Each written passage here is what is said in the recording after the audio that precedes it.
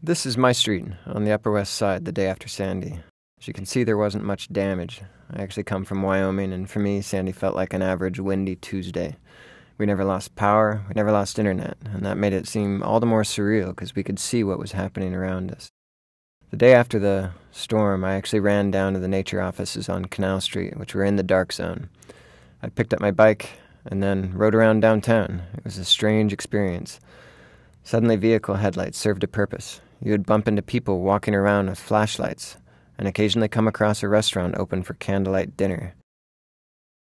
My reporting actually took me all over the city. This is the entrance of the new South Ferry station at Battery Park. Protected by little more than plywood barriers, the station was completely destroyed. Even today, the station looks much like it did when I visited in early December. But the real shock came when I visited places like Staten Island and Queens, where the neighborhoods were devastated. For me, Sandy was a tale not just of two cities, but of two storms. The role of modern building codes was also clear. Newer homes often came away unscathed, whereas many older homes were destroyed. This is one of the new parks in downtown Manhattan, where the city has worked with architects to design waterfronts that can accommodate occasional flooding. By all accounts, these areas weathered the storm quite well.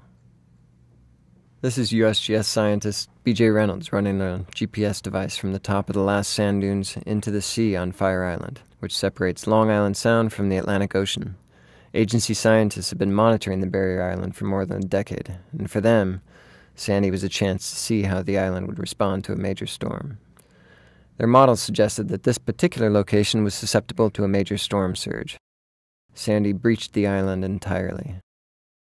Their latest results suggest that much of the island is now more susceptible to future storms. This is USGS scientist Cheryl Hapke, standing beside what National Park Service officials believe to be the Bessie White. The shipwreck has been buried for more than 90 years, but Sandy wiped out the first line of dunes, evidenced by the strip of dark sand in the background. Even in December, many homeowners in the area were already fortifying their properties for the next storm. Tangible evidence that a wholesale retreat from the sea is not going to happen anytime soon.